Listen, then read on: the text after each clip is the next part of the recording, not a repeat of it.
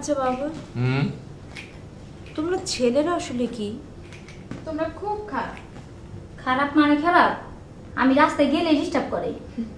তুই চুপ, একদম চুপ। আসলে পুরুষ মানুষ হচ্ছে সৃষ্টির সবচেয়ে রহস্যময় প্রাণী, আবার দুর্ভাগ্যও বটে। বুঝতে পারলাম না।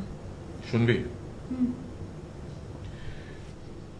গাধাকে সৃষ্টি করার পর তাকে বলা হলো সকাল থেকে সন্ধ্যা পর্যন্ত তাকে ক্লান্তিহীন পরিশ্রম করতে হবে। সারা জীবন তাকে পিঠে ভারী বোঝা বইতে হবে, খেতে পাবে শুধু ঘাস, আর তার মাথায় কোনো বুদ্ধি থাকবে না। তার আয়ু হবে 50 বছর। গাধা করজোড়ে সৃষ্টিকর্তাকে বলল, আমি এত বছর বাঁচতে চাই না, আমাকে 20 বছর আয়ু দেওয়া হোক। সৃষ্টিকর্তা সেটাই মঞ্জুর করলেন। কুকুরকে যখন সৃষ্টি করা হলো তখন তাকে বলা হলো যে সে হবে মানুষের সবচেয়ে বড় বন্ধু, কিন্তু সে খাবে মানুষের উচ্ছিষ্ট, এবং তার আয়ু হবে 30 বছর। কুকুর সৃষ্টিকর্তাকে বলল, আমি এত বছর বাঁচতে চাই না, আমাকে 15 বছর আয়ু দেওয়া হোক। সেটাই মঞ্জুর করা হলো। এরপর বানরকে বলা হলো, তুমি শুধু গাছের এ ডাল থেকে ও ডালে ঝুল খাবে এবং নানান রকম ফন্দি ফিকির করে মানুষকে আনন্দ দিবে, তোমার আয়ু হবে 20 বছর। মানুষ বলল, আমি 20 বছর বাঁচতে চাই না, আমাকে 10 বছর দেওয়া হোক। সেটাই মঞ্জুর করা হলো। এবার এলো পুরুষ মানুষের পালা।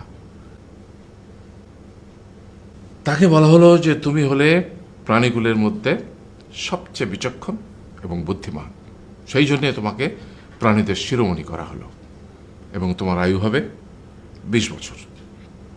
তখন পুরুষ মানুষ বলল, করজোড়ে বলল সৃষ্টিকর্তাকে যে 20 বছর আয়ু অত্যন্ত কম, হে প্রভু, আমাকে ওই গাধার সে যে 30 বছর আয়ু চায়নি সেটা আমাকে দেয়া হোক, ওই যে কুকুর 15 বছর ফিরিয়ে দিয়েছিল সেটাও আমাকে দেয়া হোক, আর যে বানর 10 বছর নেয়নি সেটাও আমাকে দেয়া হোক।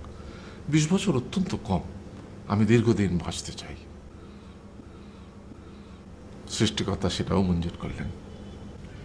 তারপর কি হলো?